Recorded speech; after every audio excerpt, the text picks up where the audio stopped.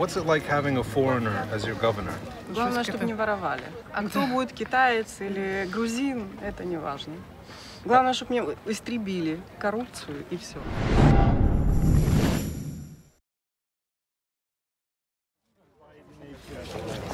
This is my assistant, Mary. Just got married.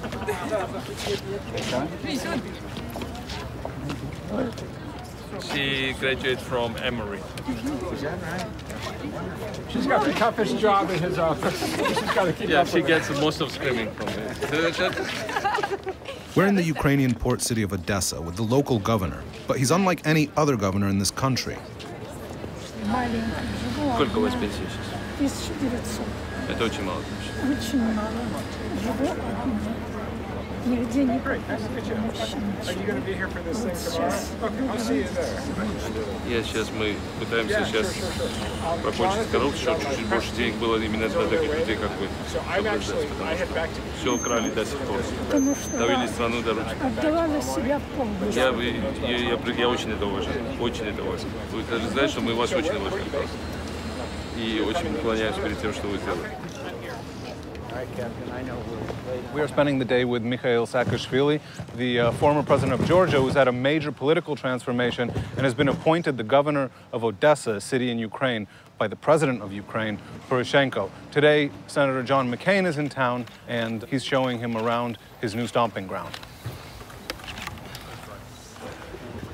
I have visited in eastern Ukraine volunteer organizations who lose their brave soldiers every single day, who are being murdered by Vladimir Putin's stooges and troops.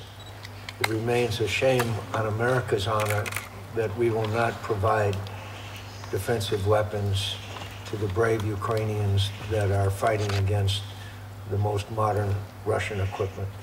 I intend to discuss many issues with the President and the Prime Minister, but it is our view that there still needs to be work done on the issue of corruption.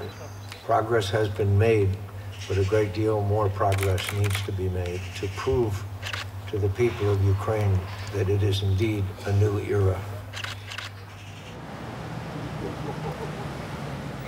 So a few months ago, you were living in Williamsburg in New York City, and now you're the governor of a major Ukrainian region. How did that happen? Well, I think actually I was coming to Ukraine quite a lot, and I also almost stopped living in New York. And I've lived 10 years of my life, almost 10 years of my life in Ukraine. I studied here. I speak the language of the country. I love it.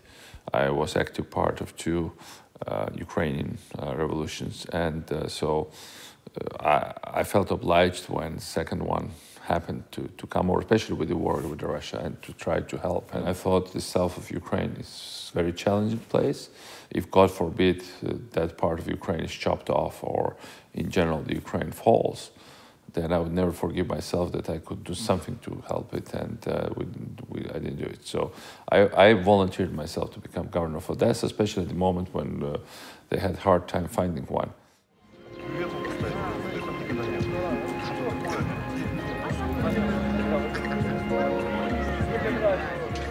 The other thing Saakashvili is doing today is committing to redevelop this fortress so that they can attract more tourists to the region. But all this is very strange if you consider that just a few months ago, he was basically a nobody in Williamsburg in New York City without any kind of position at all. But Ukraine's government has decided that it's going to fight corruption by bringing foreigners like him into the government. And Georgians, Lithuanians, even an American have been given Ukrainian citizenship and made government ministers. What's it like having a foreigner as your governor? That's not good for me, personally, but we have no trust in local politics, so maybe that's an option for try. Shall we try this way, see what happens? If this doesn't work, nothing works then. This is how we go for. I think it's an option to try in Odessa. Odessa region would be a good one to try. It's kind of attractive region for tourism, for business, so he could make kind of step in with his points of view because he studied in US, and I think he could contribute something. Мы хотели спросить у местных людей из Одесской области, как они относятся к тому, что иностранец стал губернатором. Лично я положительно. Главное, чтобы не воровали. А кто будет китаец или грузин, это не важно. Главное, чтобы мне истребили коррупцию и все. Чтобы истребили. А вы думаете, что ему удастся это сделать? Мы надеемся. Надеемся. На это. Очень.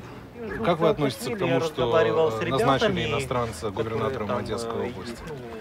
Ну, во-первых, он уже не иностранец, он, по-моему, уже гражданин Украины. Сам президент ему дал это, да? Право на это. Да. Может быть, каким-то таким уже путем идти. Если мы сами не в состоянии, то давайте, чтобы нам помогли. Вы сказали, что сами не в состоянии. Это вы что имели в виду? Слишком уж страна коррумпирована до такой степени, что сами себя мы не можем, как говорится, посадить. Сама власть себя не садит. И бороться сама с собой не может. Может быть, какие-то изменения произойдут и при помощи губернатора Одесской области такого. Я надеюсь только пока на Одесскую область. Во всей Украине, по-моему, этого еще не скоро произойдет. So we haven't talked to that many people, but everybody we have spoken to at least want to give Saakashvili a chance to fight corruption here. But the thing is, if you think about it, his appointment to the Odessa region would be the same as making Tony Blair the governor of Florida. What's your biggest challenge here? Because all of the regular people that we talked to about your governorship thought it was worth giving you a try because maybe you're not connected to the local elites and therefore you might not be as much of a risk for corruption. Of course, we are running against high expectations. People want quick results, deliverables, which, you know, with absence of the budget, because we don't really control the budget here, it's very hard to deliver. So it's, in a way, it's almost a Don Quixotic kind of quest for something good without even, you know, like wooden sword in, you know, in our hands. So it's just it's kind of empty-handed, but we're trying to do something.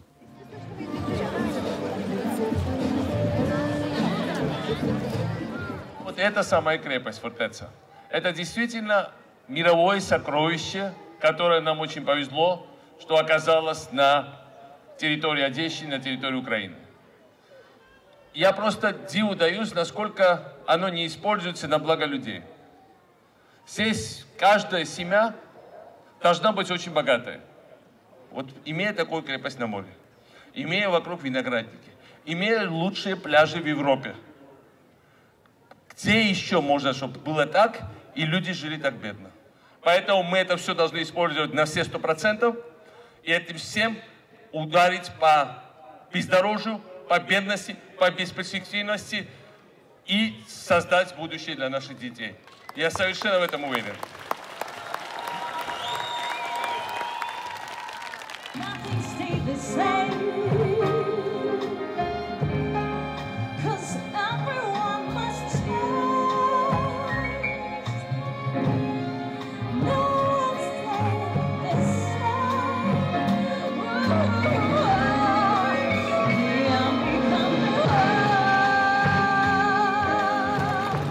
This guy's like a celebrity here.